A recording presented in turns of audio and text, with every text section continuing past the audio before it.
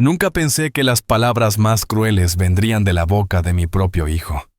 Escuché cada sílaba como si fuera un cuchillo clavándose en mi pecho, pero lo que más me dolió no fueron las palabras en sí. Fue la forma en que me miró cuando las dijo. Era un martes por la tarde. Yo acababa de llegar del notario con los papeles del registro de la propiedad, todavía tibios en mis manos temblorosas. Había pasado toda la mañana firmando documentos, revisando cada detalle, asegurándome de que todo estuviera en orden. Mi casa.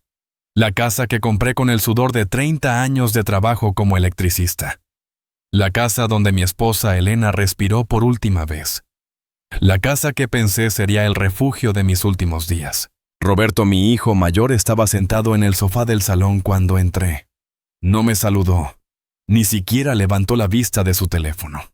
A su lado, Valentina, su esposa, me observaba con esos ojos que siempre me han parecido calculadores. Fríos.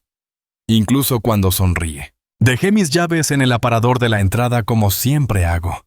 El sonido del metal contra la madera resonó en el silencio incómodo que llenaba la casa. Me quité el saco ese mismo que Elena me había comprado para mi cumpleaños 60 y lo colgué con cuidado en el perchero. Entonces lo dije, sin pensar demasiado porque en ese momento todavía creía que estaba haciendo lo correcto, que estaba construyendo un puente hacia el futuro de mi familia. Dije las palabras que cambiarían todo para siempre. Roberto dejó caer el tenedor que sostenía. El ruido del metal contra el plato de cerámica me hizo estremecer.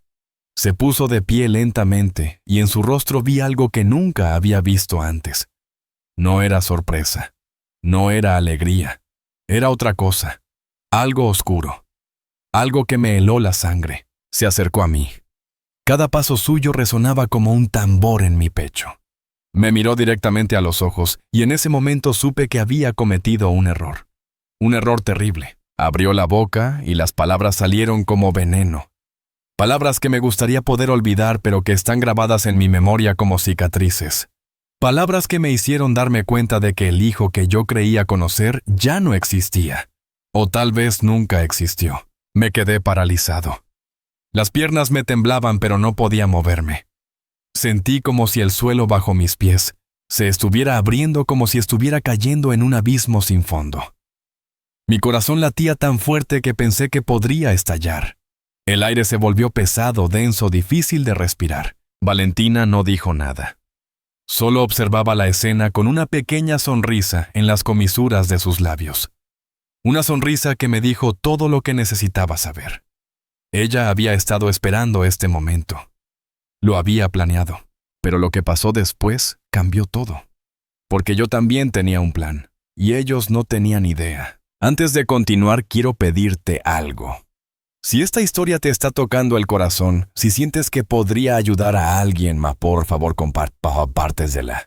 Porque lo que voy a contarte no solo es mi historia, es la historia de miles de padres que han sido traicionados por aquellos a quienes más amaron y necesitan saber que no están solos, que hay esperanza, que la dignidad no tiene precio. Ahora déjame llevarte al principio. Déjame contarte quién soy y cómo llegué hasta aquí. Porque para entender lo que pasó ese martes, necesitas conocer los 30 años que lo precedieron. Me llamo Fernando Castellanos. Tengo 68 años, y durante más de 3 décadas, creí que había construido una familia perfecta. Creí que el amor y el sacrificio eran suficientes. Creí que mis hijos valorarían todo lo que hice por ellos. Me equivoqué. Nací en un pueblito de Castilla. Mi padre era carpintero y mi madre costurera. No teníamos mucho, pero teníamos dignidad. Recuerdo las manos ásperas de mi padre manchadas de barniz y llenas de callos. Recuerdo cómo mi madre cosía hasta altas horas de la noche, bajo la luz tenue de una lámpara de aceite, sus dedos moviéndose con una precisión que parecía mágica. Me enseñaron que el trabajo honesto dignifica, que un hombre se mide por sus acciones, no por sus palabras, que la familia es lo más importante en este mundo. Llevé esas lecciones conmigo cuando me mudé a Madrid, a los 18 años, con 50 euros en el bolsillo y un sueño en el corazón. Trabajé duro, muy duro. Empecé como ayudante en una empresa de instalaciones eléctricas. Me levantaba a las 5 de la mañana y muchas veces no regresaba a casa hasta las 9 de la noche. Mis manos se llenaron de cicatrices.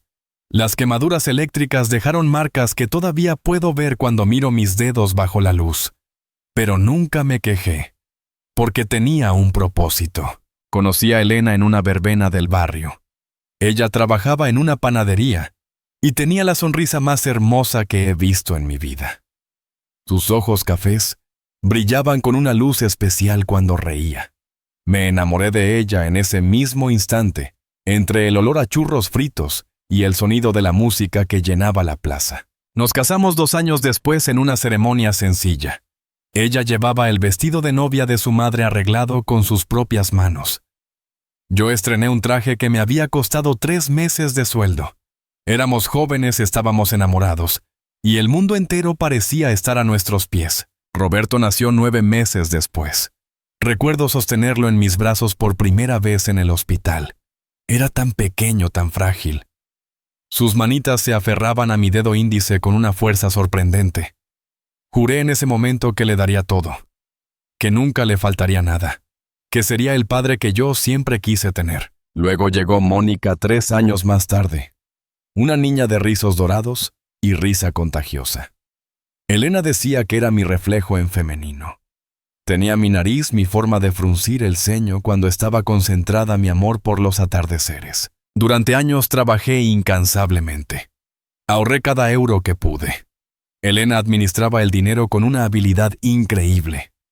Comprábamos ropa en los mercadillos, cocinábamos en casa, no salíamos a restaurantes. Cada sacrificio tenía un propósito: comprar nuestra propia casa. Y lo logramos. En 1992 compramos esta casa en las afueras de Madrid. No era grande, no era lujosa, pero era nuestra, completamente nuestra. Recuerdo el día que recibimos las llaves. Elena lloró de felicidad. Los niños corrían por las habitaciones vacías, sus risas rebotando en las paredes blancas. Pasamos los siguientes años haciendo de esa casa un hogar. Pinté cada pared con mis propias manos. Instalé cada lámpara, cada enchufe. Elena eligió las cortinas, las alfombras, los cuadros. Plantamos un pequeño jardín en el patio trasero. Un árbol de ciruelos que todavía da frutos cada primavera. Roberto creció en esa casa. Aprendió a andar en bicicleta en la calle de enfrente. Estudió para sus exámenes en la mesa del comedor. Trajo a su primera novia a conocernos en ese mismo salón, donde años después me daría la noticia que cambiaría todo. Mónica también creció ahí. Celebramos sus cumpleaños en el jardín. La vi convertirse en una mujer hermosa y bondadosa. Se casó con un buen hombre, un médico llamado Javier, y se mudó a Barcelona por su trabajo. Nos visitaba cada mes sin falta. Elena enfermó hace 5 años. Cáncer de páncreas. Los doctores nos dijeron que no había mucho que hacer, que era cuestión de tiempo. Vendí el coche para pagar los tratamientos experimentales. Hipotequé la casa para costear las medicinas. Nada funcionó. Murió un domingo por la mañana en nuestra cama sosteniendo mi mano. Sus últimas palabras fueron: «Cuida de nuestros hijos, Fernando. Y cuídate tú también». Prometí que lo haría. Roberto vino al funeral con Valentina.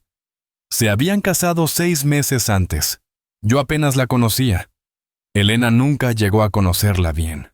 Siempre pensé que había algo en Valentina que no me terminaba de convencer.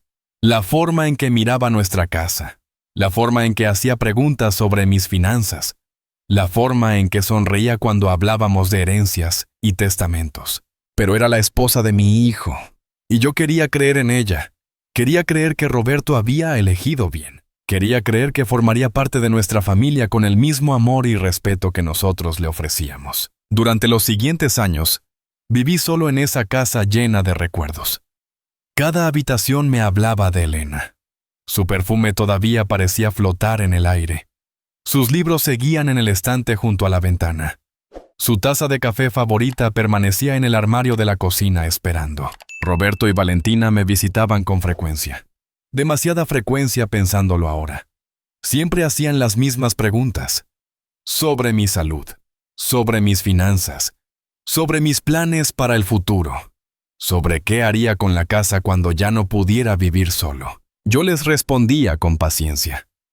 Les explicaba que estaba bien, que todavía podía cuidarme solo, que la casa estaba pagada, que tenía mi pensión de jubilación, que no necesitaba ayuda, pero ellos insistían, cada vez con más fuerza. Valentina empezó a hablar de residencias de ancianos, de lo conveniente que sería para mí tener compañía constante, atención médica disponible, actividades programadas. Roberto asentía a cada palabra suya, como si fuera un títere con los hilos controlados por ella. Mónica me llamaba desde Barcelona casi cada noche. Me preguntaba cómo estaba, si necesitaba algo, si Roberto me estaba presionando. Ella lo había notado. Ella siempre fue más perceptiva. Era un martes de octubre. Recuerdo perfectamente ese detalle porque el martes era el día que Elena y yo solíamos ir al mercado juntos. Aunque ella ya no estaba, yo seguía manteniendo esa rutina. Me levantaba temprano, preparaba café en la cafetera italiana que nos regalaron en nuestra boda y salía a comprar verduras frescas en el puesto de don Ramiro. Esa mañana el cielo estaba despejado. Uno de esos días de otoño en Madrid, donde el sol todavía calienta pero el aire tiene ese frescor que te obliga a llevar una chaqueta ligera. Las hojas de los árboles comenzaban a teñirse de dorado y naranja. El árbol de ciruelos en mi jardín había perdido casi todas sus hojas y yo las había rastrillado el domingo anterior formando pequeñas montañas que me recordaban a cuando Roberto y Mónica saltaban sobre ellas cuando eran niños. Había pasado toda la mañana en la notaría del señor Gutiérrez. Era una cita que había programado 3 semanas antes, después de mucho pensarlo. Necesitaba poner mis asuntos en orden. A mi edad uno empieza a pensar en estas cosas, en lo que quedará después, en cómo proteger lo que ha construido durante toda una vida. El señor Gutiérrez es un hombre de mi edad con gafas gruesas y un bigote cano perfectamente recortado. Lo conozco desde hace 20 años. Fue él quien nos ayudó cuando compramos la casa. Fue él quien gestionó el testamento de Elena. Un hombre de confianza, de esos que ya no abundan. Estuvimos casi 3 horas revisando papeles. Me explicó cada detalle con esa paciencia que caracteriza a los buenos profesionales. Firmé documentos, revisé cláusulas. Me aseguré de que todo estuviera exactamente como yo quería, como necesitaba que estuviera. Cuando salí de su oficina, el sol ya estaba alto. Tenía los papeles del registro guardados en un sobre manila que llevaba bajo el brazo. Pesaban más de lo que pensé que pesarían, no por el papel sino por lo que representaban, por las decisiones que había tomado, por lo que estaba a punto de desencadenar. Decidí caminar a casa. Aunque tenía dinero para el autobús, me gusta caminar. Siempre me ha gustado. Elena decía que era mi forma de meditar, de poner en orden mis pensamientos mientras mis pies marcaban un ritmo constante sobre el pavimento. Pasé por el parque donde Roberto aprendió a jugar al fútbol. Los columpios seguían ahí aunque ahora oxidados, y con menos niños que antes. Me detuve un momento frente a la panadería donde Elena compraba el pan cada mañana. El olor a masa recién horneada me hizo cerrar los ojos. Casi podía verla ahí con su bolsa de tela en la mano sonriendo mientras elegía las barras más crujientes. Cuando llegué a mi calle, noté el coche de Roberto estacionado frente a mi casa. Un BMW negro reluciente que había comprado hacía 6 meses. Valentina había insistido en que necesitaban un coche mejor para su posición social. Roberto trabaja en ventas para una empresa de tecnología. Gana bien, o eso dice él. Pero yo siempre he pensado que viven por encima de sus posibilidades. El coche no debería estar ahí. Roberto me había dicho que tenía reuniones toda la semana, que no podría visitarme hasta el sábado. Sin embargo, ahí estaba su coche, ocupando el espacio donde Elena solía estacionar su pequeño Seat rojo. Sentí un nudo en el estómago. Uno de esos presentimientos que te dice que algo no está bien. Pero lo ignoré. Me dije a mí mismo que tal vez había cancelado sus reuniones, que tal vez quería darme una sorpresa, que tal vez simplemente extrañaba a su viejo padre. ¡Qué ingenuo fui! Abrí la puerta de casa con mi llave. El olor familiar me recibió.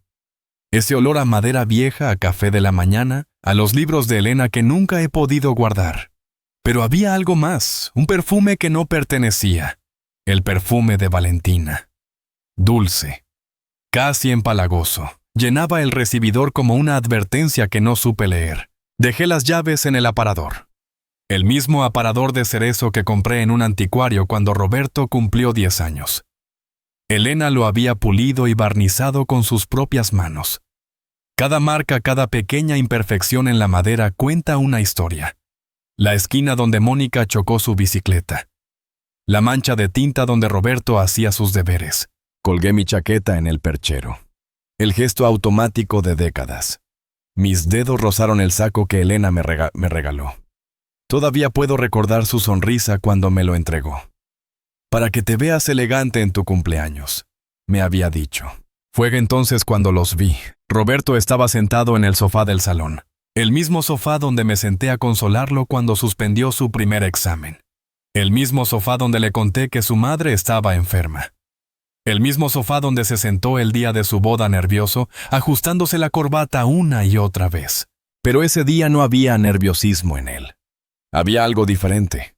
Una tensión en sus hombros. Una forma de mirar su teléfono que no era casual.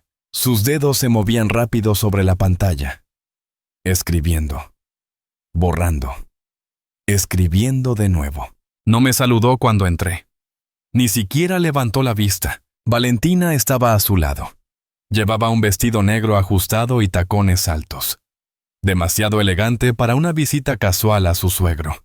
Su cabello rubio, que yo sospecho que no es natural, caía perfectamente sobre sus hombros. Tenía las piernas cruzadas, y en su mano sostenía una copa de vino, mi vino. El Rioja que guardo para ocasiones especiales. La botella que pensaba abrir cuando Mónica viniera a visitarme el próximo mes. Ella sí me miró cuando entré. Sus ojos azules me recorrieron de arriba a abajo. No con afecto, no con el cariño que una nuera debería tener por su suegro, sino con algo que no supe identificar en ese momento, pero que ahora entiendo perfectamente. Evaluación. Calculaba algo, medía algo. Sonrió, pero no fue una sonrisa que llegara a sus ojos. «Buenos días, Fernando», dijo. Su voz sonaba como miel, dulce en la superficie, pero con algo amargo debajo. «¿Dónde has estado toda la mañana? Te hemos estado esperando. No habíamos quedado en vernos. No les había dicho que volvería a esta hora. Sin embargo, ahí estaban, esperándome. En mi casa, bebiendo mi vino, como si tuvieran todo el derecho del mundo. Fui a la notaría», respondí. Mi voz sonó más débil de lo que hubiera querido. Tenía que arreglar unos papeles. Roberto finalmente levantó la vista de su teléfono. Sus ojos, que son del mismo color café que los de Elena, me miraron con una intensidad que me incomodó. «¿Qué papeles?», preguntó. Su tono no era curioso. Era demandante. Sentí el sobre bajo mi brazo. Los documentos que pesaban como piedras. Los documentos que contenían decisiones que había tomado después de meses de observar, de escuchar, de darme cuenta. «Asuntos míos», dije. Y me di cuenta de que mi mano temblaba ligeramente cuando dejé el sobre la mesa del comedor. Valentina intercambió una mirada con Roberto. Fue rápido. Apenas un segundo. Pero yo lo vi. Ese lenguaje silencioso que tienen las parejas. Esa comunicación sin palabras que dice más que 1000 conversaciones. Me dirigí a la cocina. Necesitaba agua. Necesitaba un momento para respirar. Para prepararme para lo que sabía que vendría. Porque en algún lugar profundo de mi ser yo ya sabía que esa tarde no terminaría bien. Abrí el grifo y llené un vaso con agua fría. Mis manos ya no temblaban tanto. Miré por la ventana de la cocina hacia el jardín trasero. Las hojas seguían cayendo del árbol de ciruelos, una a una, lentamente, como si el tiempo se hubiera ralentizado. Escuché sus voces desde el salón. Hablaban en voz baja, pero el eco de la casa antigua permite que los susurros viajen. Valentina decía algo sobre el momento perfecto. Roberto respondía algo que no pude distinguir completamente, pero capté palabras sueltas. Dinero, casa, decidir. Cerré los ojos y respiré profundo. 1, 2, 3 veces. como Elena me enseñó a hacer cuando me sentía abrumado.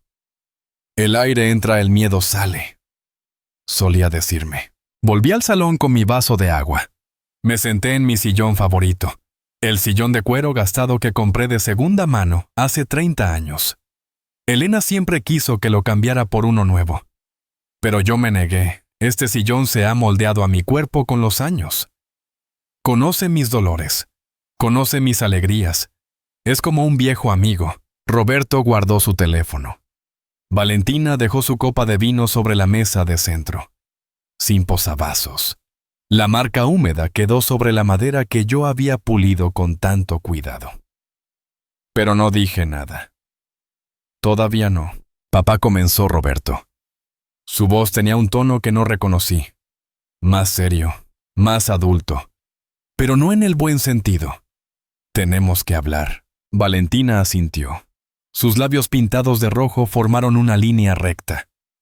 Ya sabes que nos preocupamos mucho por ti, añadió. Vivir solo a tu edad no es seguro. Juro. Tengo 68 años, respondí. No 90. Todavía puedo cuidarme perfectamente. Roberto se inclinó hacia adelante. Apoyó sus codos sobre sus rodillas. Papá, sé realista. Esta casa es demasiado grande para ti. Las escaleras, el jardín, el mantenimiento. Es mucho trabajo. Me gusta el trabajo, dije. Me mantiene activo. Valentina suspiró. Uno de esos suspiros teatrales que había aprendido a reconocer en ella. Fernando, hemos estado investigando. Hay residencias maravillosas, con gente de tu edad, actividades, cuidado médico las 24 horas. No estaría solo. No estoy solo, repliqué. Tengo a mis vecinos, tengo a mis amigos del centro de jubilados. Tengo a Mónica que me llama cada noche. Mónica está en Barcelona, dijo Roberto con un tono que no me gustó. Nosotros estamos aquí. Somos los que podemos cuidarte realmente. No necesito que me cuiden, dije. Mi voz comenzaba a elevarse. Necesito que me respeten. El silencio que siguió fue denso, incómodo. Roberto miró a Valentina. Ella sintió casi imperceptiblemente.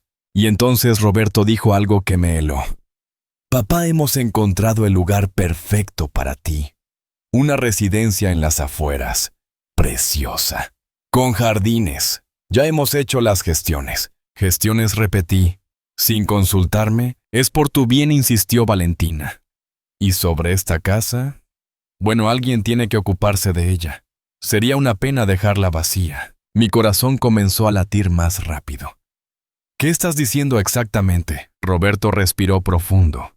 Se pasó la mano por el cabello. Un gesto nervioso que tiene desde niño. Papá, lo hemos pensado mucho. Si tú te mudas hacia la residencia, nosotros podríamos vivir aquí, cuidar la casa, mantenerla en la familia. Tiene sentido, ¿no? Ahí estaba. Finalmente, la verdad desnuda.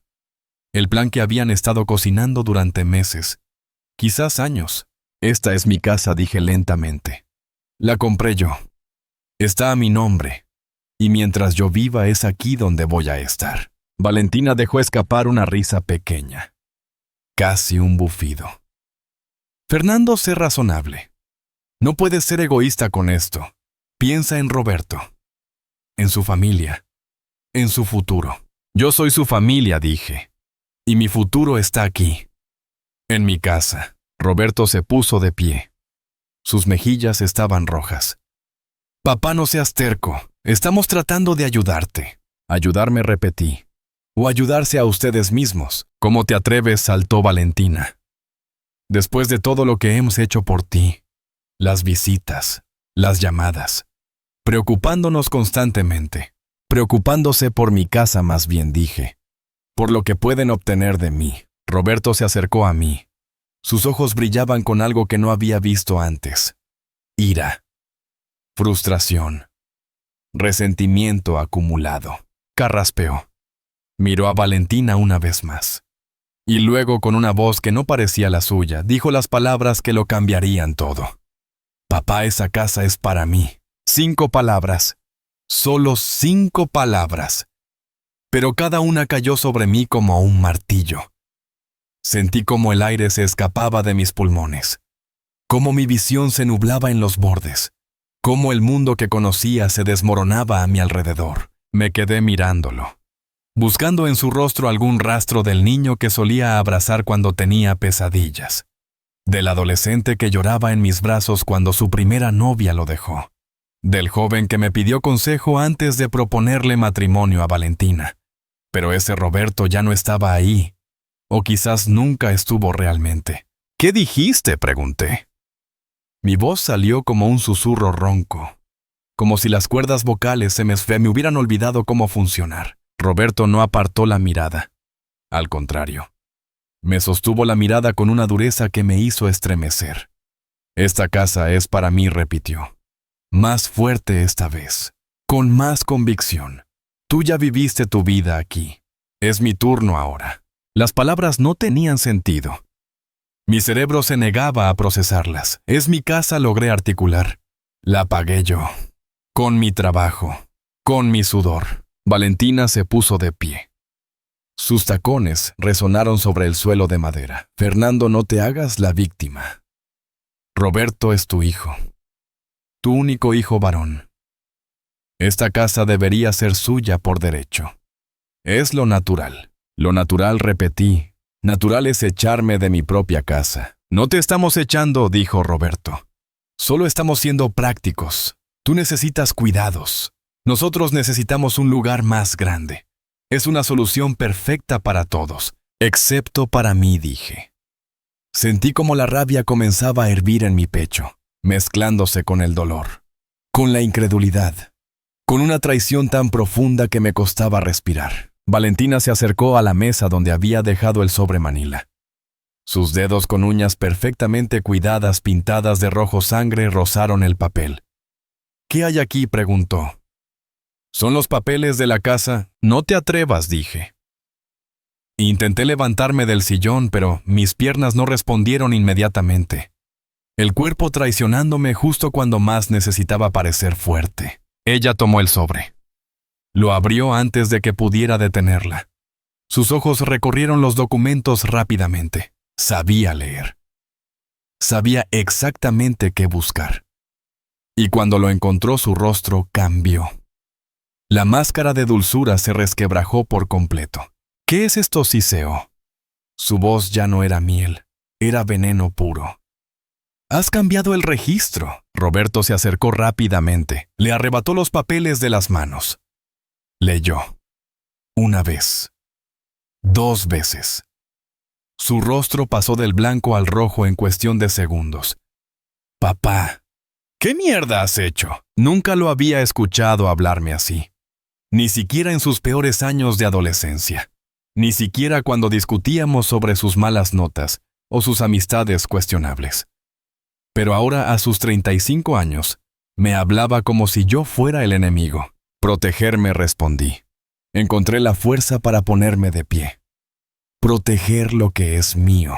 Valentina soltó una carcajada amarga. Nos has traicionado. Después de todos nuestros planes, después de todo lo que hemos esperado. Cerrado, grité, y mi voz sonó más fuerte de lo que había sonado en años. Esperado a que me muera. Es eso. Esperado a que sea tan viejo e inútil que no pueda defenderme. Roberto tiró los papeles sobre la mesa. Algunos cayeron al suelo. No te hagas el mártir, papá.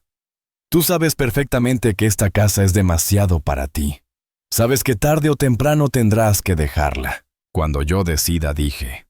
No cuando ustedes lo ordenen. Valentina me miró con un desprecio que nunca había visto en nadie. Eres un viejo egoísta, dijo. Aferrándote a cosas materiales. ¿Qué vas a hacer con esta casa? ¿Morir solo aquí? ¿Pudrirte entre recuerdos? Sus palabras eran puñales. Cada una diseñada para herir, para quebrar, para hacer que me rindiera. Pero yo había pasado demasiadas noches en vela pensando en este momento. Había previsto esta conversación. Había preparado mi corazón para la traición. Esta casa tiene los recuerdos de Elena, dije con voz temblorosa. Cada rincón, cada mueble, cada maldita marca en las paredes es parte de ella. Es parte de nosotros, y ustedes quieren arrebatármela como si no significara nada. Mamá está muerta, dijo Roberto con una frialdad que me cortó la respiración. Ya pasaron 5 años, papá. Tienes que superarlo. Tienes que vivir en el presente. ¿Y el presente, según ustedes, es abandonar todo lo que construí? Pregunté. Irme a un asilo para que puedan tomar posesión de mi vida. No es un asilo, corrigió Valentina. Es una residencia de lujo. Hemos investigado. Cuesta 2.000 euros al mes. 2.000 euros, repetí. Y sentí como el puzzle comenzaba a armarse en mi mente. ¿Y quién pagaría eso? ¿Ustedes? Roberto se quedó callado. Pero su silencio lo dijo todo. Valentina, sin embargo, no tenía problema en decir la verdad. Venderíamos la casa, obviamente. Es lo lógico. Con lo que vale este terreno, podríamos pagarte la residencia durante años, y aún así tendríamos suficiente para comprarnos algo mejor. Ahí estaba. El plan completo. Desnudo. Sin pretensiones. Querían mi casa. Querían venderla. Querían quedarse con el dinero después de encerrarme en algún lugar donde no pudiera protestar, donde no pudiera estorbar. Me senté de nuevo en mi sillón, no porque quisiera, sino porque las piernas literalmente no me sostenían más. El peso de la traición era físico, tangible, como si alguien hubiera puesto una losa de concreto sobre mi pecho. Ustedes tenían esto planeado desde hace tiempo, dije. No era una pregunta, era una afirmación. Una verdad que finalmente estaba viendo con claridad. Roberto tuvo la decencia de parecer incómodo. Solo un segundo. Apenas un parpadeo. Papá es lo mejor para todos. No podemos seguir así. Valentina y yo necesitamos nuestro propio espacio. Vivir en ese apartamento pequeño cuando tú tienes esta casa enorme es injusto. Injusto, repetí. Injusto es que yo viva en la casa que pagué.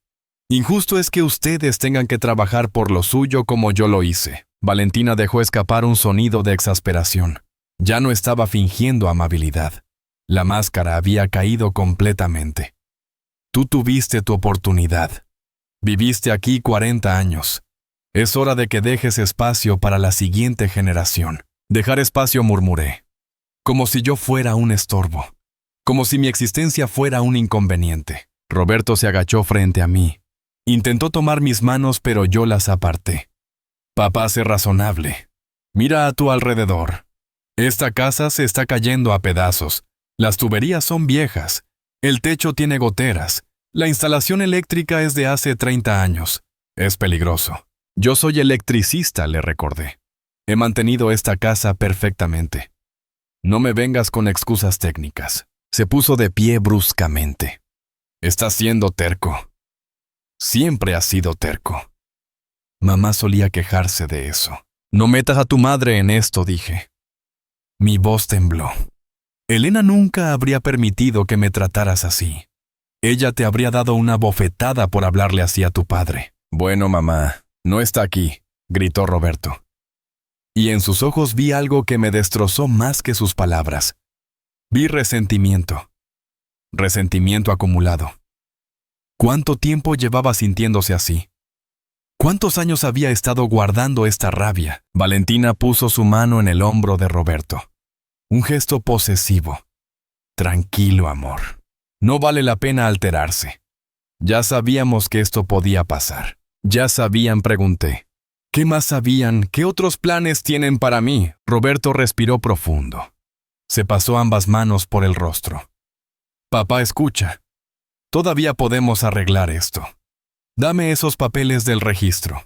Deshaz lo que hiciste esta mañana. Y podemos empezar de nuevo. Con calma. Con respeto. Respeto, repetí con amargura. Como el respeto que me están mostrando ahora. Estamos siendo honestos, dijo Valentina. Algo que tú no has sido. Yendo a escondidas al notario. Haciendo cambios sin consultarnos. Eso sí es una traición. Su lógica retorcida me dejó sin palabras por un momento. Ellos planeaban robarme mi casa, y yo era el traidor por protegerme. Era tan absurdo que casi daba risa, casi. ¿Mónica sabe algo de esto?, pregunté de repente. ¿Han hablado con tu hermana? La expresión de Roberto fue respuesta suficiente. Mónica no tiene nada que ver con esto, dijo con tono defensivo. Ella está en Barcelona. Tiene su propia vida. Y casualmente es la única que me llama para saber cómo estoy, dije. No para saber cuándo me voy a morir y dejar libre la herencia. No seas dramático, espetó Valentina. Nadie quiere que te mueras. Solo quieren que desaparezca, completé. Que me vaya a un rincón donde no pueda molestarlos. Donde no pueda ver cómo se reparten lo que es mío. Roberto comenzó a caminar de un lado a otro. Sus pasos eran pesados, furiosos. ¿Sabes qué, papá? Estoy harto de tu actitud de víctima. Harto de que actúes como si fuéramos monstruos. Todo lo que hemos hecho es pensar en tu bienestar. Mentira, dije con voz firme. Todo lo que han hecho es pensar en ustedes mismos. Valentina recogió su bolso de la mesa. Una cartera de diseñador que probablemente costó más de lo que yo ganaba en un mes cuando trabajaba. Esto no tiene sentido, Roberto. No vamos a convencerlo. Es demasiado terco. Demasiado egoísta para ver razones. Se dirigió hacia la puerta, pero antes de salir, se giró hacia mí. Vas a arrepentirte de esto, Fernando. Vas a quedarte solo. Completamente solo. Y cuando estés enfermo y necesites ayuda, no vengas llorando a nosotros. Sus palabras quedaron flotando en el aire como humo tóxico. Roberto la siguió, pero se detuvo en el umbral. Me miró una última vez. En su rostro ya no había ira, solo decepción. Decepción y algo más oscuro. Algo definitivo. Pensé que eras diferente, papá. Pensé que entenderías, que pondrías a tu familia primero. Yo soy tu familia, dije. Pero mi voz sonó pequeña, derrotada. Él negó con la cabeza. Ya no lo eres. Y se fueron. La puerta se cerró con un sonido que resonó en toda la casa. Un sonido final. Como el cierre de un libro. Como el final de una era. Me quedé sentado en mi sillón. Inmóvil. El silencio que llenó la casa era diferente al silencio habitual. Era más pesado, más oscuro. Era el silencio de la soledad verdadera, de la traición consumada. Miré el sobre tirado en el suelo. Los papeles dispersos. Las palabras legales que me protegían, pero que me habían costado a mi hijo. ¿Había valido la pena? ¿Había tomado la decisión correcta? No lo sabía. En ese momento no sabía nada. Mis ojos recorrieron el salón. Cada objeto me hablaba. El reloj de pared que Elena compró en un mercadillo de Chinchón. La foto de nuestra boda en blanco y negro, enmarcada sobre la repisa de la chimenea. Los libros alineados en el estante que ella leía una y otra vez. El pequeño jarrón de cerámica que Mónica hizo en la escuela cuando tenía 8 años. Esta era mi casa. Mi hogar. Los recuerdos de toda una vida vivida. Y mi hijo quería arrebatármela. Quería borrarme. Empujarme hacia el olvido para poder ocupar mi espacio. Sentí lágrimas calientes rodando por mis mejillas. No intenté detenerlas. Lloré. Lloré por el hijo que había perdido. Por la familia que pensé que tenía. Por la ilusión que se había hecho añicos en cuestión de minutos. Lloré por Elena. Porque ella no estaba ahí para ayudarme a entender cómo habíamos llegado a este punto. Cómo el bebé que sostuve en mis brazos había crecido hasta convertirse en un extraño capaz de herirme tan profundamente. El teléfono sonó. El timbre antiguo me sobresaltó. Me sequé las lágrimas con el dorso de la mano. Me levanté con dificultad. Cada músculo de mi cuerpo dolía como si hubiera corrido un maratón. Contesté con voz ronca. Era Mónica. Papá. ¿Estás bien? ¿No te estás llenando rara? Por un momento consideré decirle todo. Desahogarme con mi hija. La única que realmente parecía importarle. Pero me contuve. No quería involucrarla en este desastre. No quería que tuviera que elegir bandos entre su hermano y su padre. Estoy bien, mija, mentí. Solo un poco cansado. Seguro puedo tomar el tren mañana si me necesitas. No. Estoy bien. De verdad, ¿cómo está Javier? Y hablamos. Hablamos de cosas mundanas, de su trabajo, del nuevo restaurante que habían probado, de los planes para Navidad. Hablamos de todo excepto de lo que realmente importaba. Cuando colgué la casa volvió a sumirse en silencio.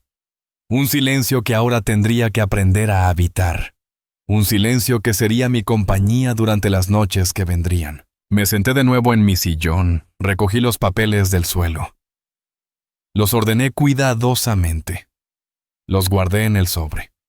Estos documentos eran mi escudo, mi protección, pero también eran la prueba de que había perdido a mi hijo. Afuera el sol comenzaba a ponerse. Las sombras se alargaban sobre el suelo del salón. Pronto sería de noche, y yo tendría que enfrentar la oscuridad, solo. Pero en algún lugar profundo de mi ser había algo más que dolor. Había determinación. Porque si Roberto y Valentina pensaban que me rendería, que me dejaría destruir sin luchar, estaban muy equivocados. Esta guerra apenas comenzaba. Y yo todavía tenía municiones que ellos desconocían. Esa noche no dormí, ni siquiera lo intenté. Me quedé sentado en mi sillón mientras la oscuridad llenaba la casa lentamente. No encendí las luces. No tenía sentido. La oscuridad afuera no era nada comparada con la oscuridad que sentía adentro. Repetí cada palabra, cada mirada, cada gesto.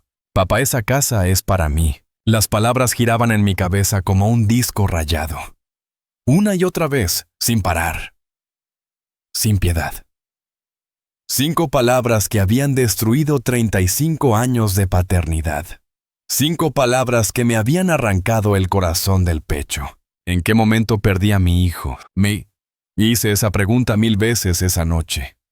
Revisé mentalmente cada año, cada etapa, buscando el punto exacto donde todo se torció, donde el niño dulce se transformó en el hombre que me miró con desprecio. Fue cuando conoció a Valentina. No. Sería demasiado fácil culparla solo a ella. Roberto es un adulto. Toma sus propias decisiones. Ella no lo controla con hilos invisibles. O tal vez sí. Ya no sé qué creer. Fue cuando Elena murió. Tal vez. Tal vez la muerte de su madre rompió algo dentro de él. Algo que yo no supe ver. No supe reparar. Estaba tan sumido en mi propio dolor que no noté el suyo. O tal vez siempre estuvo ahí. Esa semilla de resentimiento. De avaricia. Y yo simplemente no quise verla. Los padres somos ciegos cuando se trata de nuestros hijos. Vemos lo que queremos ver, no lo que realmente es. El reloj de pared marcaba las 2 de la madrugada. El tic-tac resonaba en el silencio. Cada segundo era un recordatorio de que estaba solo. Completamente solo. Me levanté del sillón. Mis rodillas protestaron. El cuerpo entero me dolía, no solo por la tensión, sino por años, por el peso de los años acumulados. Por primera vez en mucho tiempo me sentí verdaderamente viejo. Caminé hacia la cocina. Encendí la luz. El brillo súbito me hizo entrecerrar los ojos. Llené la tetera con agua. Elena siempre decía que una taza de té caliente curaba cualquier mal. No era cierto. Pero el ritual me consolaba. Mientras esperaba que el agua hirviera, mis ojos cayeron sobre el calendario pegado en la nevera. Un calendario con fotos de familia que Mónica me había regalado en Navidad. Cada mes tenía una foto diferente. Enero mostraba la boda de Roberto. Todos sonriendo. Valentina con su vestido blanco. Roberto con su traje negro. Elena y yo a su lado. Parecíamos tan felices. ¿Cuándo fue esa foto? Hace 6 años. Solo 6 años. ¿Cómo puede cambiar tanto una persona en tan poco tiempo? La tetera silbó. El sonido agudo me sacó de mis pensamientos. Preparé el té. Manzanilla, el mismo que Elena tomaba antes de dormir. Me senté en la mesa de la cocina. La misma mesa donde desayunamos juntos durante décadas. La misma mesa donde Roberto hacía sus tareas escolares. La misma mesa donde celebramos cumpleaños y navidades y domingos perezosos. Ahora estaba solo en esa mesa, y el silencio era ensordecedor. Tomé un sorbo de té. Estaba demasiado caliente, pero no me importó. El ardor en mi lengua era una distracción bienvenida del ardor en mi pecho. ¿Qué hice mal? Esa pregunta me perseguía. Me torturaba. Revisé mi vida como padre. Cada decisión. Cada sacrificio. Cada momento. Recordé las noches sin dormir cuando Roberto era bebé. Elena y yo turnándonos para mecerlo cuando tenía cólicos. Yo llegaba del trabajo exhausto, pero igual me levantaba cuando él lloraba. Caminaba con él en brazos por toda la casa, cantándole canciones que mi padre me cantaba a mí. Recordé los años escolares, las reuniones de padres donde los maestros siempre tenían quejas. Roberto era inteligente pero distraído, rebelde. No le gustaba seguir reglas. Yo hablaba con él, intentaba guiarlo, a veces con paciencia, a veces con firmeza, pero siempre con amor. Recordé cuando quiso dejar los estudios a los 17. Había conseguido un trabajo en un bar y pensaba que no necesitaba más educación. Elena lloró. Yo me mantuve firme. Le dije que podía trabajar los fines de semana, pero que terminaría el instituto. Nos peleamos. Me gritó. Me dijo que lo odiaba, que lo asfixiaba, que arruinaba su vida. Pero 2 años después, cuando se graduó, me abrazó. Me dijo gracias. Me dijo que había tenido razón. ¿Cuándo dejó de pensar eso? Recordé cuando perdió su primer trabajo. Llegó a casa destruido, con 23 años y sintiendo que su vida había terminado. Yo le presté dinero para que pagara su parte del alquiler. No se lo pedí de vuelta. Cuando finalmente consiguió otro empleo, me trajo flores y una botella de vino. Brindamos juntos. Me dijo que yo era su héroe.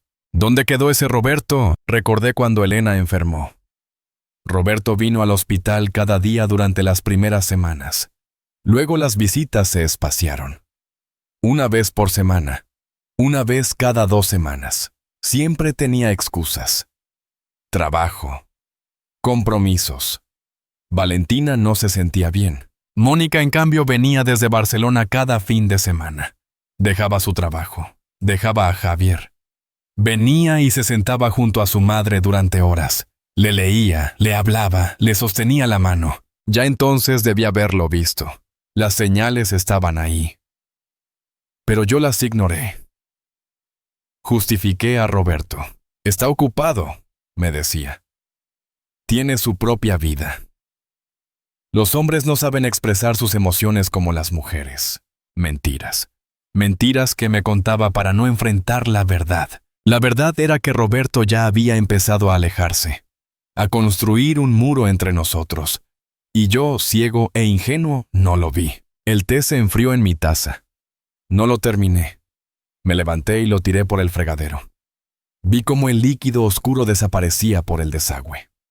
Ojalá pudiera hacer lo mismo con los recuerdos dolorosos. Caminé hacia la sala, hacia la repisa donde guardamos las fotos familiares. Tomé una en particular. Roberto con 5 años, sentado en mis hombros, ambos sonriendo a la cámara. Estábamos en el Parque del Retiro. Era su cumpleaños. Le había comprado una bicicleta roja. Su primera bicicleta. Gritaba de emoción. Ese niño me amaba.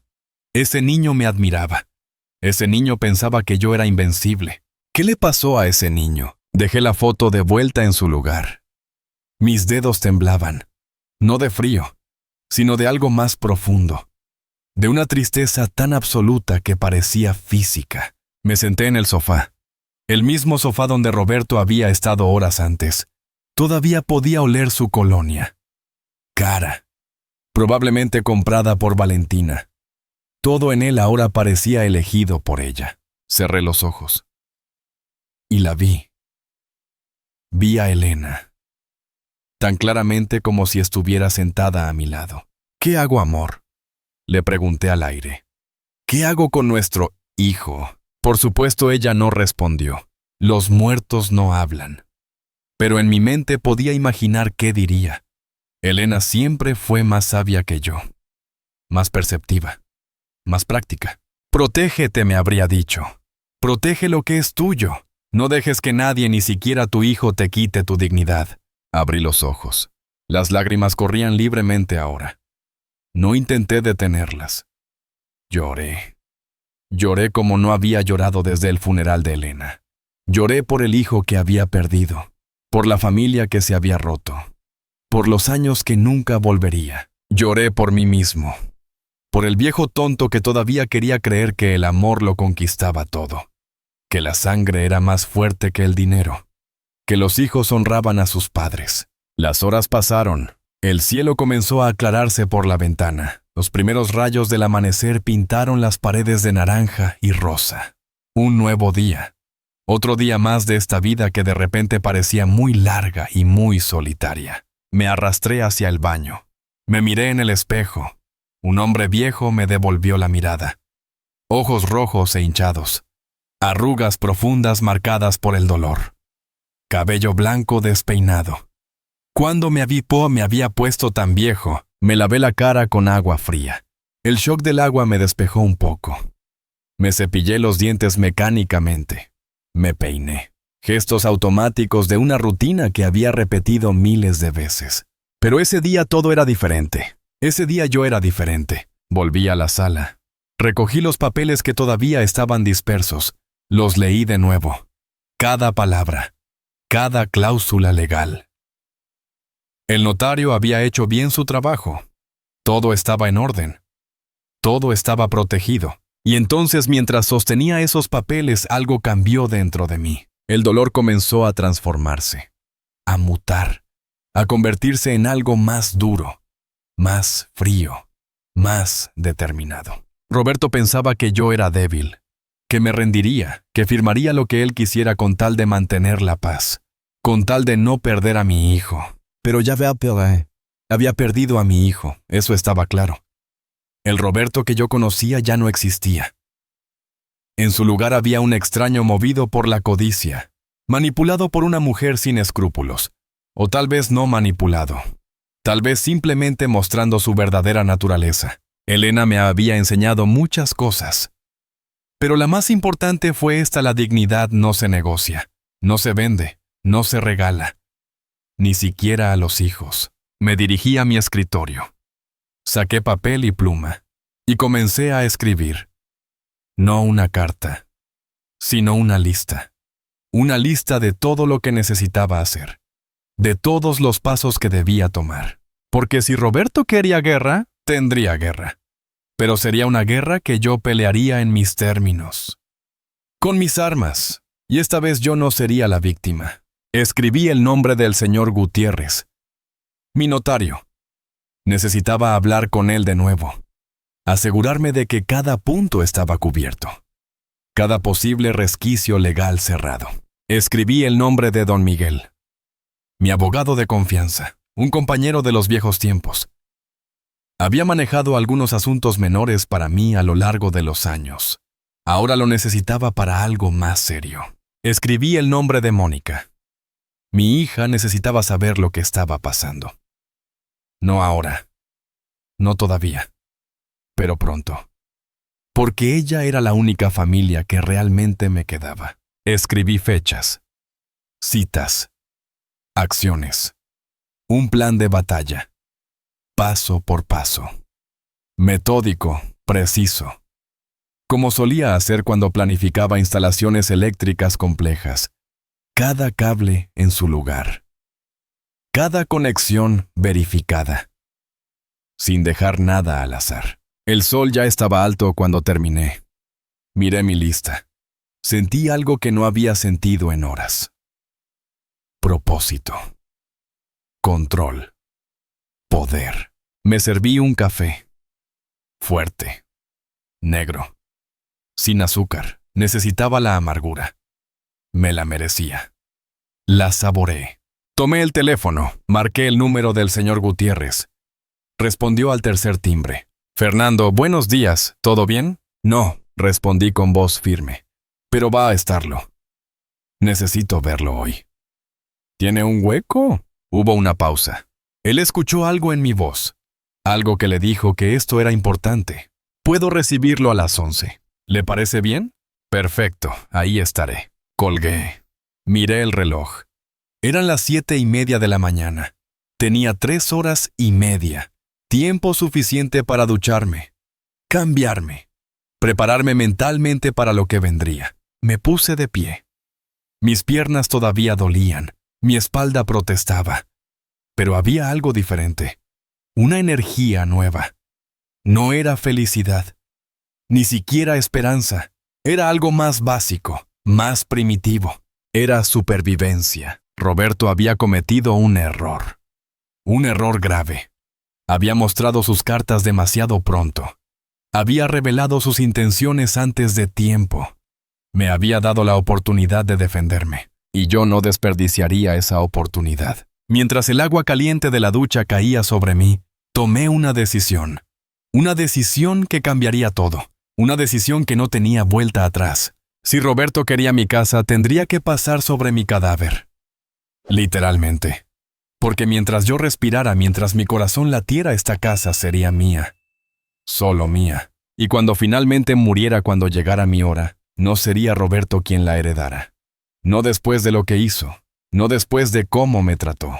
Había otras opciones. Otras formas de asegurarme de que mi legado no cayera en manos equivocadas. Me vestí con cuidado. Pantalones de vestir. Camisa planchada. El saco que Elena me regaló. Quería verme presentable. Quería verme fuerte. Porque hoy comenzaba mi contraataque. Salí de casa exactamente a las 10:20. El día estaba despejado, el aire fresco. El mundo seguía girando como si nada hubiera pasado. Como si mi vida no se hubiera destrozado apenas horas antes. Pero yo sabía la verdad. Todo había cambiado. Y yo también. Caminé hacia la parada del autobús con paso firme. La cabeza alta. Los hombros hacia atrás. No como una víctima, sino como un hombre que todavía tenía poder, que todavía tenía opciones, que todavía podía pelear. Roberto pensaba que había ganado, que me había doblegado con sus palabras crueles y sus planes codiciosos. Estaba equivocado. La guerra apenas comenzaba. Y él no tenía idea de lo que venía. La oficina del señor Gutiérrez estaba en el segundo piso de un edificio antiguo en el centro. Subí las escaleras lentamente, no por cansancio, sino porque necesitaba estos momentos para ordenar mis pensamientos, para asegurarme de que sabía exactamente qué decir. Su secretaria me recibió con una sonrisa amable. Don Fernando, pase. El señor Gutiérrez lo está esperando. Entré a su despacho. Olía a papel viejo y café. Estanterías llenas de libros legales cubrían las paredes. El señor Gutiérrez se levantó de su escritorio y me estrechó la mano. Fernando, siéntate por favor. Te ves cansado. No dormí, admití. Hubo complicaciones con lo que hicimos ayer. Se puso serio inmediatamente. Cuéntame, le conté todo. Cada detalle de la confrontación con Roberto y Valentina. Las palabras exactas. Las amenazas veladas. El plan que habían revelado sin vergüenza alguna. Mientras hablaba, el señor Gutiérrez tomaba notas en un cuaderno amarillo. Cuando terminé, él se reclinó en su silla. Dejó escapar un suspiro largo. Fernando, lamento mucho que tu hijo te esté haciendo pasar por esto. Pero debo decirte que hiciste bien en venir ayer. Los papeles que firmamos están en orden. La casa está protegida legalmente. Él no puede tocarte. ¿Estás seguro?, pregunté. Porque Valentina parecía muy confiada, como si tuviera un as bajo la manga. El señor Gutiérrez frunció el ceño. ¿Qué te hace pensar eso? No lo sé. Una corazonada. La forma en que hablaba. Como si ya hubiera consultado con alguien. Como si conociera opciones legales que yo desconozco. Él tamborileó sus dedos sobre el escritorio. Después de unos segundos, habló. Fernando, voy a preguntarte algo delicado. ¿Has firmado algún documento que Roberto te haya dado? Poderes notariales.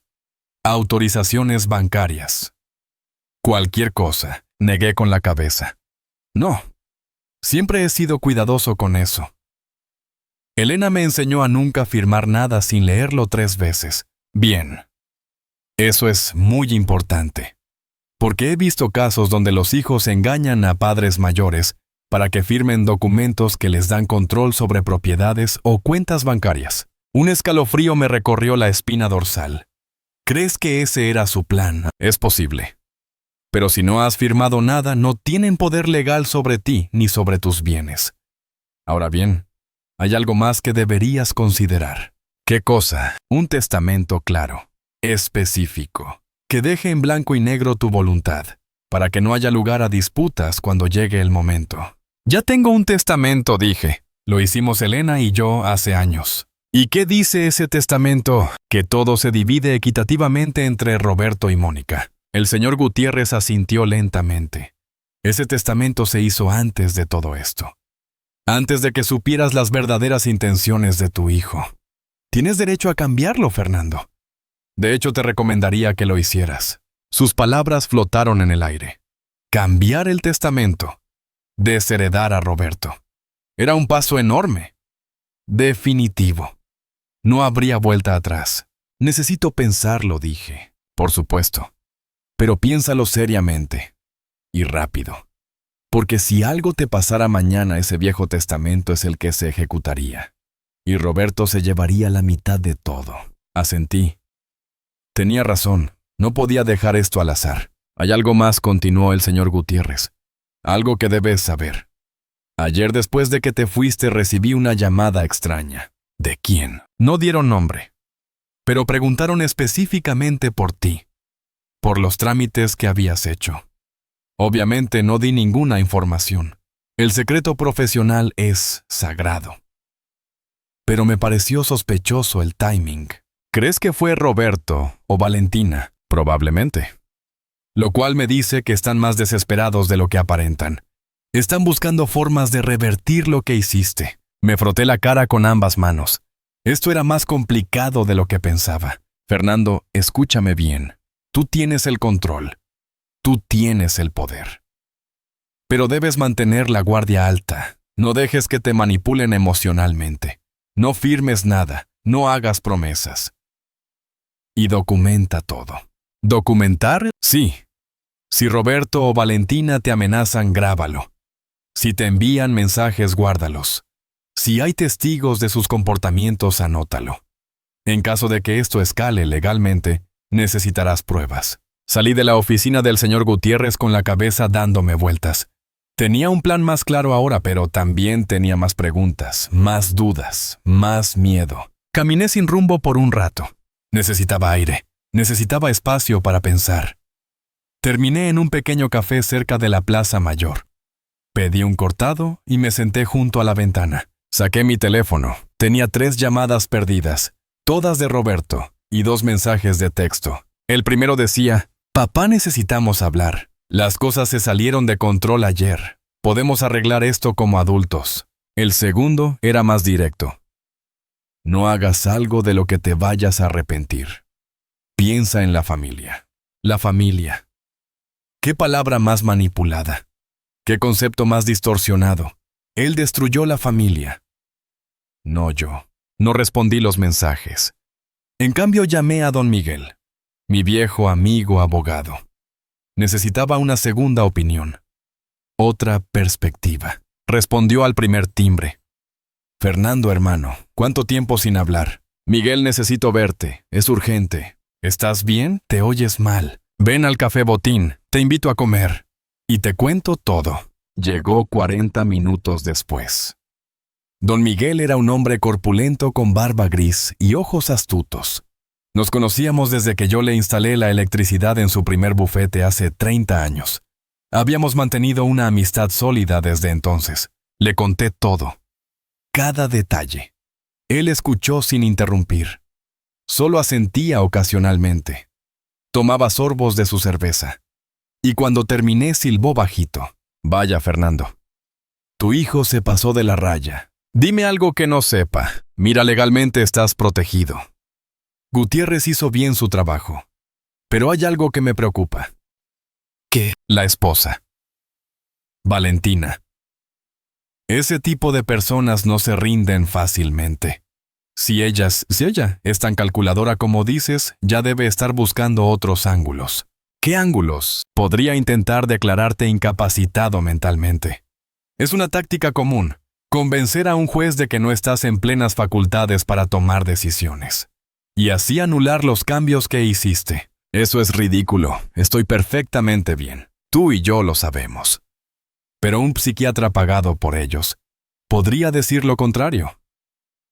Especialmente si te presentan como un anciano confundido manipulado por abogados. Sentí como la rabia bullía en mi pecho. ¿Hasta dónde están dispuestos a llegar? ¿Hasta donde sea necesario para conseguir lo que quieren? Respondió don Miguel con franqueza brutal. Por eso necesitas ser más inteligente que ellos. ¿Qué sugieres? Primero hazte un examen médico completo, con un psiquiatra respetable. Documenta que estás en perfectas condiciones mentales. Eso les cierra esa puerta. Asentí, tenía sentido. Segundo, graba las conversaciones con ellos. España es un país donde es legal grabar tus propias conversaciones. Si Roberto o Valentina te amenazan de nuevo, tenlo todo registrado. Y tercero, don Miguel se inclinó hacia adelante. Su voz bajó. Tercero, y esto es lo más importante, averigua exactamente qué están planeando. Porque te garantizo que no han dicho su última palabra. ¿Cómo averiguo eso? Llegué a Cadal al atardecer. La casa estaba exactamente como la dejé. Silenciosa. Vacía. Pero ya no me sentía derrotado. Me sentía preparado. Armado con información. Con estrategia. Entré a la cocina y me preparé un sándwich. No había comido en todo el día, y mi estómago protestaba. Mientras comía pensé en las palabras de don Miguel. Averigua qué están planeando. ¿Cómo no podía simplemente preguntarles? Y Roberto no me diría la verdad aunque lo hiciera. Entonces lo recordé. 3 semanas atrás Roberto había venido a casa. Dijo que había olvidado algo en su viejo cuarto. Subió solo. Estuvo arriba casi 20 minutos. En ese momento no pensé nada. Pero ahora dejé el sándwich y subí las escaleras rápidamente. El cuarto de Roberto seguía como lo dejó cuando se mudó hace años. Pósters descoloridos en las paredes. Trofeos de fútbol en una repisa. Su vieja cama individual. Miré alrededor. ¿Qué había venido a buscar realmente? Revisé el closet. Ropa vieja. Cajas con juguetes de la infancia. Nada especial. Revisé los cajones del escritorio.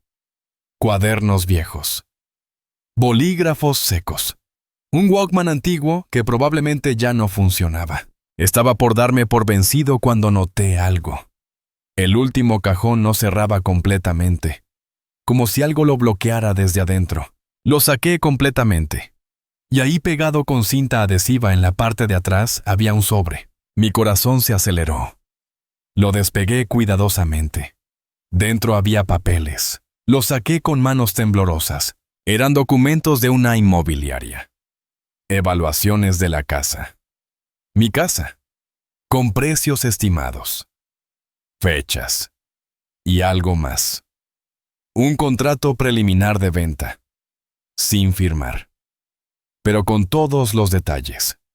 El comprador, el precio, los términos. La fecha del contrato era de hace 2 meses.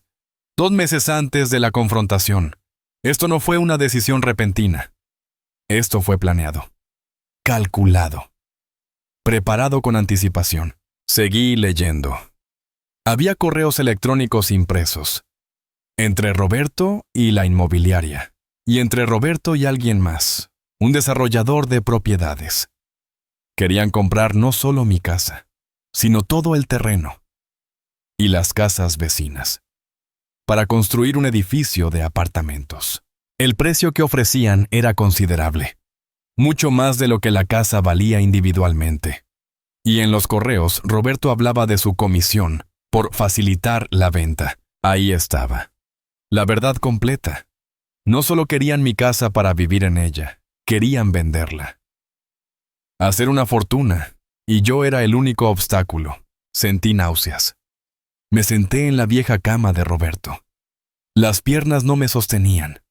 Mi hijo, mi primogénito, me había estado traicionando durante meses, tal vez años.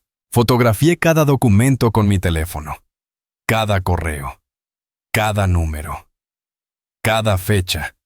Luego volví a poner todo exactamente como lo encontré.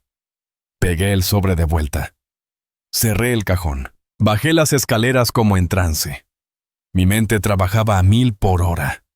Ahora lo entendía todo. Las visitas frecuentes, las preguntas sobre mi salud, la insistencia sobre residencias, todo encajaba. No querían cuidarme. Querían sacarme del camino. Me serví un whisky. Algo que rara vez hago, pero lo necesitaba.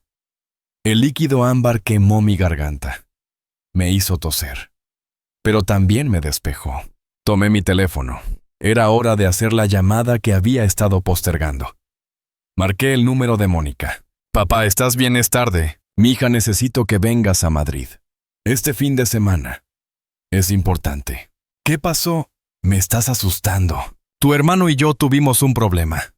Un problema serio. Y necesito que lo sepas de mi boca. No de la suya. Hubo silencio al otro lado. Luego con voz firme tomo el tren mañana. Llegaré por la tarde. Gracias, mija. Papá. ¿Estás en peligro? La pregunta me sorprendió. No físicamente. Pero sí supongo que en cierto sentido lo estoy. No hagas nada hasta que yo llegue. Prométemelo. Te lo prometo. Colgué. Me sentí aliviado de tenerla de mi lado, de no estar completamente solo en esto. Al día siguiente pasé la mañana organizando todos los documentos.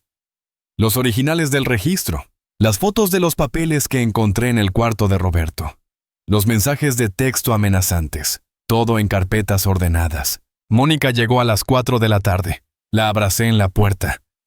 Más fuerte de lo habitual. Ella lo notó. Papá, cuéntame todo. Y lo hice. Le mostré los documentos. Le conté las palabras exactas de Roberto. Le enseñé las fotos del contrato escondido. Ella escuchaba con el rostro cada vez más pálido. Cuando terminé había lágrimas en sus ojos. No puedo creerlo. Roberto siempre fue egoísta, pero esto es monstruoso, asentí. Lo es. ¿Qué vas a hacer? La miré.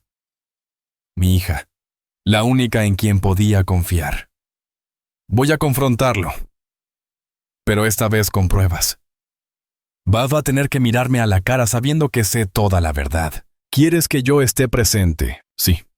Necesito un testigo, alguien que él no pueda manipular después. Llamé a Roberto desde el teléfono de casa. Respondió al tercer timbre. Papá, ven mañana a las 10 de la mañana. Tú y Valentina. Tenemos que hablar. Ya te dije que podemos arreglar esto. No hay nada que arreglar, Roberto. Solo hay verdades que contar. Mañana a las 10. No llegues tarde. Y colgué. Mónica me miró. ¿Estás listo para esto? No. Pero es necesario. Esa noche dormí. No bien. Pero dormí, porque por primera vez desde la confrontación yo tenía el control. Yo tenía las cartas ganadoras. Yo sabía exactamente qué había estado sucediendo. Y mañana Roberto descubriría que subestimó gravemente a su viejo padre. Cuando llegaron a las 10 en punto, Mónica abrió la puerta. La sorpresa en el rostro de Roberto fue evidente. ¿Qué haces tú aquí? Nuestro padre me llamó, respondió ella con voz fría. Porque al parecer hay cosas que necesito saber sobre mi hermano. Entraron. Valentina llevaba un vestido caro y una expresión de fastidio. Roberto parecía nervioso. Buena señal. Siéntense, dije. Mi voz era calma, controlada. Los tres se sentaron frente a mí. Yo tenía los documentos en mi regazo. Roberto, voy a hacerte una pregunta, y quiero que me respondas con la verdad. ¿Alguna vez has sido honesto conmigo sobre tus intenciones con esta casa? Él miró a Valentina, luego a Mónica, luego a mí. Papá, yo...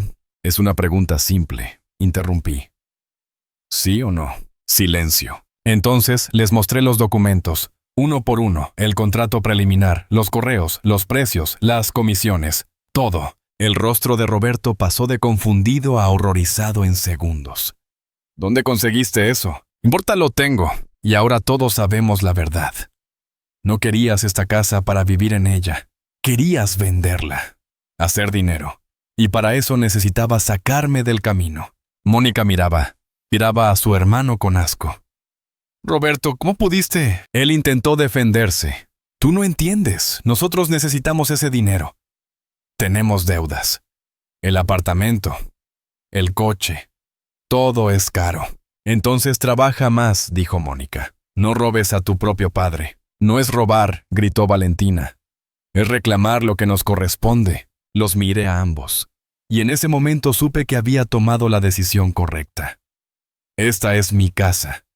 Y mientras yo viva seguirá siendo mi casa. Y cuando muera he decidido que no será tuya, Roberto. Cambié mi testamento ayer. Todo va para Mónica. La habitación explotó en gritos. Roberto se puso de pie de un salto. No puedes hacer eso. Soy tu hijo. Tu único hijo, varón, y tú eres un traidor. Respondí con calma. Un traidor que planeó vender la casa de su madre muerta por dinero. Un traidor que intentó encerrar a su padre en un asilo para facilitar su negocio. Valentina también se levantó. Sus tacones resonaron sobre el suelo. Esto es ridículo. Puedes impugnar el testamento. Decir que él no estaba en sus cabales. Ya me adelanté a eso, dije. Tengo evaluaciones médicas recientes, psiquiátricas y físicas, firmadas por 3 doctores diferentes. Todas confirman que estoy en perfectas condiciones mentales. Quieren intentarlo adelante, pero perderán. Y el proceso será público. Todos sabrán qué tipo de personas son. El silencio que siguió fue denso. Roberto me miraba como si fuera un extraño. Tal vez lo era. Tal vez siempre lo fui para él. Mónica habló con voz temblorosa pero firme. Roberto, todavía puedes arreglar esto. Discúlpate con papá. Admite lo que hiciste. Tal vez él pueda perdonarte. Roberto la miró con desprecio. ¿Perdonarme? ¿Por qué? Por tener ambiciones, por no querer esperar a que un viejo terco se muera para tener algo de dinero. Esas palabras fueron la gota que derramó el vaso. Me puse de pie.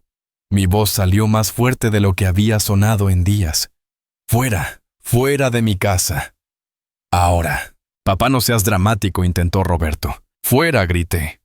Y mi voz resonó en toda la casa. No quiero volver a verte. No quiero volver a escuchar tu voz. Para mí dejaste de ser mi hijo el día que dijiste que esta casa era tuya. Valentina tomó su bolso. Vamos, Roberto. No vale la pena. Que se quede con su casa. Cuando esté viejo y enfermo nadie lo cuidará. Y se morirá solo. Me miró directamente. Espero que valga la pena, Fernando. Espero que esta casa te dé el calor que tu familia te habría dado. No respondí. No había nada que decir. Ella no entendía. Nunca entendería. Esto no era sobre la casa. Era sobre dignidad. Sobre respeto. Sobre no permitir que me trataran como un obstáculo desechable. Roberto caminó hacia la puerta. Se detuvo en el umbral. No me miró. Solo dijo con voz plana, esto no termina aquí. Sí termina, respondí. Justo aquí. Justo ahora. Se fueron. La puerta se cerró con un golpe que hizo temblar los marcos de las fotos en la pared. Mónica se acercó a mí, me abrazó. Y yo, que había mantenido la compostura durante toda la confrontación, finalmente me permití temblar. Lo siento, papá, susurró ella. Siento mucho que Roberto sea así. Yo también, mi hija. Yo también. Esa fue la última vez que vi a Roberto. No como mi hijo, sino como la lección más dura de mi vida. La lección de que la sangre no siempre es suficiente. De que el amor tiene límites. De que a veces perder a alguien no es perder sino liberarse. Han pasado 11 meses desde ese día. 11 meses que han sido los más tranquilos de mi vida en mucho tiempo. La casa sigue siendo mía. Mi refugio. Mi santuario. El lugar donde los recuerdos de Elena viven en cada rincón. Mónica viene a visitarme cada 2 semanas. A veces con Javier, a veces sola. Cocinamos juntos, hablamos, reímos. Ella me ayuda con el jardín. Yo le cuento historias de cuando era niña, de cuando Elena y yo éramos jóvenes, y el mundo parecía lleno de posibilidades infinitas. Roberto intentó contactarme 3 veces.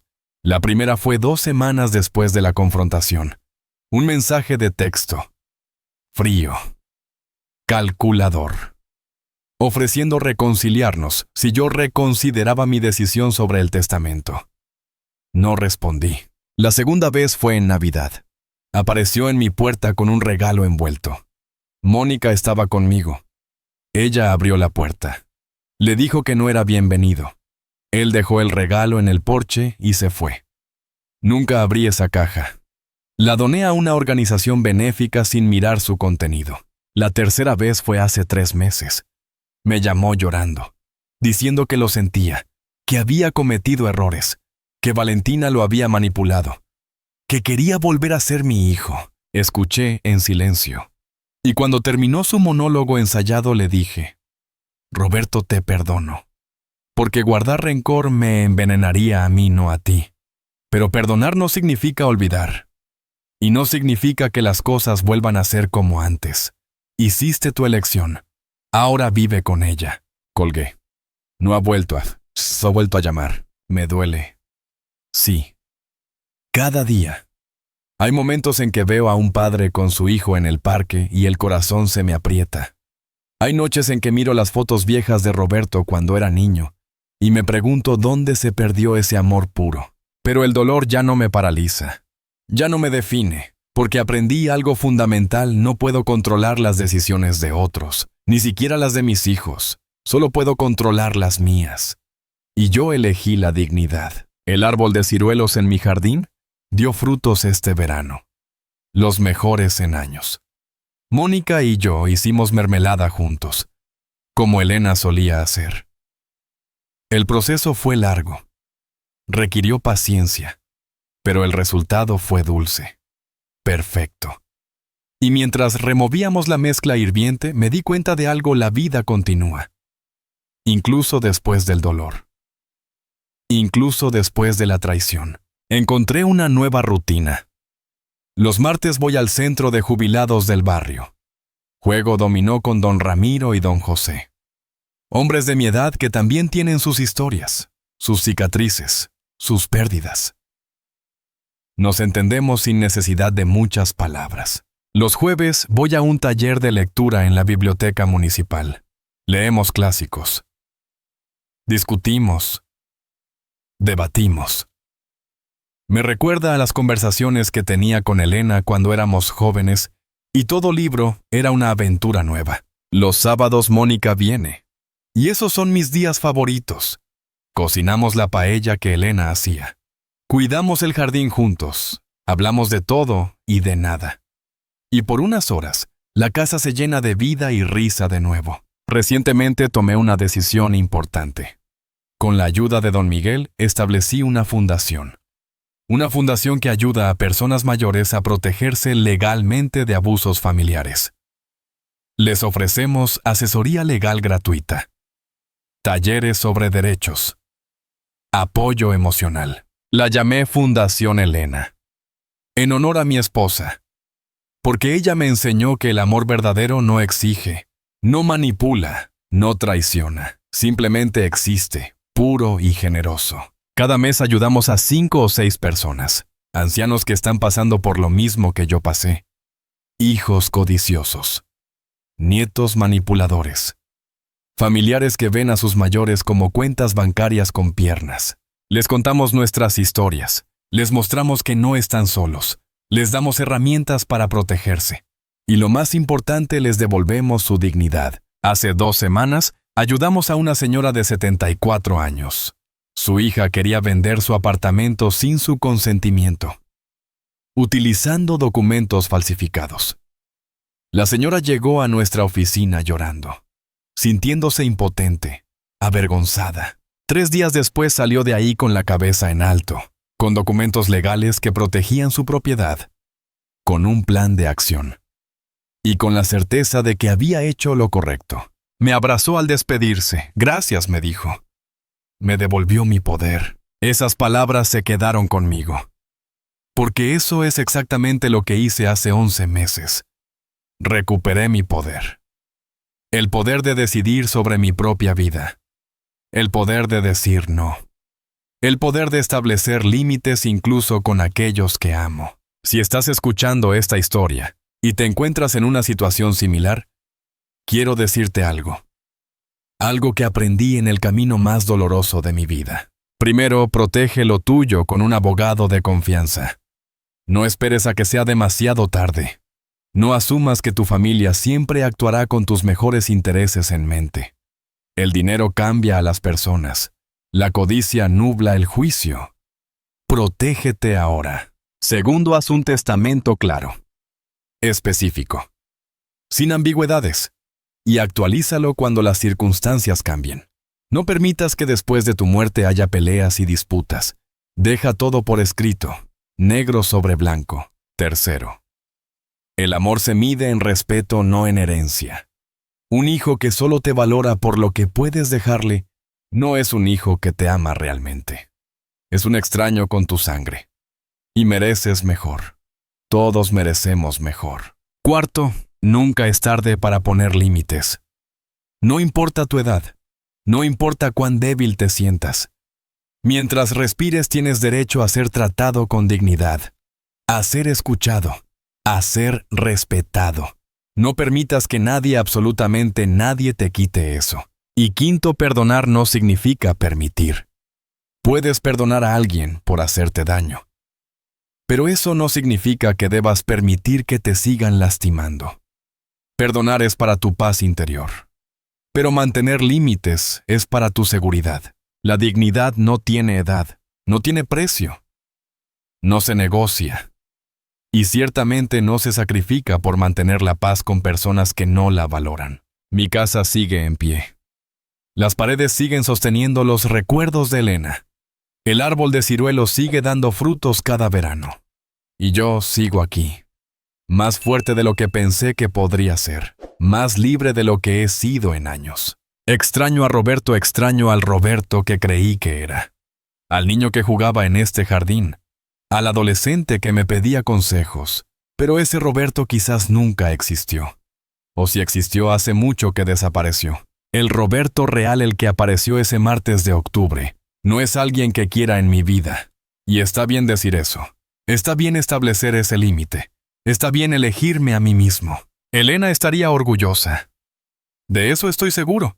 Ella siempre fue más valiente que yo. Más directa. Más clara en sus límites. Si estuviera aquí habría hecho lo mismo. Probablemente mucho antes que yo. Pero ella no está. Y tuve que aprender sola esta lección, a los 68 años. Cuando pensé que ya había aprendido todo lo importante. La vida tiene un extraño sentido del humor. Esta noche, mientras escribo esto, estoy sentado en mi sillón favorito. El mismo donde estaba cuando Roberto dijo aquellas palabras.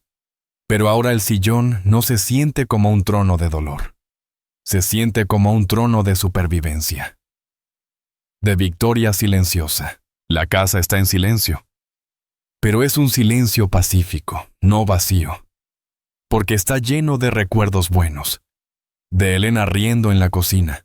De Mónica cuando era niña corriendo por los pasillos. De tardes de verano con limonada fría. De inviernos junto a la chimenea. Esta es mi casa. Mi hogar. Mi legado. Y cuando llegue mi hora, cuando finalmente me reúna con Elena, será Mónica quien la herede. Alguien que la valorará no por su precio de venta, sino por lo que realmente significa. Por las vidas que se vivieron entre estas paredes. Por el amor que aún respira en cada rincón. Hasta entonces seguiré aquí, cuidando el jardín, manteniendo la casa, ayudando a otros que pasan por lo mismo. Viviendo con dignidad, con propósito, con paz, porque al final del día, eso es lo único que realmente importa. No cuánto dinero dejas, no qué propiedades posees, sino cómo viviste, con quién compartiste tu vida, y si mantuviste tu dignidad hasta el final. Yo mantuve la mía, y seguiré haciéndolo hasta mi último aliento. Si mi historia te tocó el corazón, si de alguna manera te sentiste reflejado en mis palabras, quiero que sepas que no estás solo. Hay miles de nosotros. Miles de padres, madres, abuelos que hemos enfrentado la traición de aquellos que pensamos que nos amarían incondicionalmente. Pero sobrevivimos. Nos levantamos. Recuperamos nuestro poder. Y seguimos adelante con nuestras cabezas en alto. Me gustaría saber desde qué ciudad me estás escuchando. Me gustaría saber si mi historia te ayudó de alguna manera. Si te dio fuerza. Si te recordó tu propio valor. ¿Has vivido algo similar? ¿Conoces a alguien que esté pasando por esto? Comparte esta historia con esa persona. Porque la información es poder. Y el primer paso para protegerte es saber que tienes derecho a hacerlo. Gracias por escucharme. Gracias por darme la oportunidad de convertir mi dolor en algo útil, en algo que tal vez ayude a otro anciano a no sentirse tan solo, a no sentirse tan impotente. Desde mi casa en Madrid, con el árbol de ciruelos dando sombra a mi ventana, con los recuerdos de Elena llenando cada espacio, con la certeza de que tomé la decisión correcta, te envío un abrazo fuerte. Cuida tu dignidad. Protege lo que es tuyo. Y nunca, nunca permitas que nadie te haga sentir que no vales simplemente porque has envejecido. La edad trae arrugas en la piel, pero no tiene por qué traer debilidad en el espíritu. Hasta pronto, amigos. Y recuerden, nunca es tarde para defenderse. Nunca es tarde para decir basta. Nunca es tarde para elegirse a uno mismo. Con todo mi respeto y cariño, Fernando Castellanos, 69 años, Madrid, España.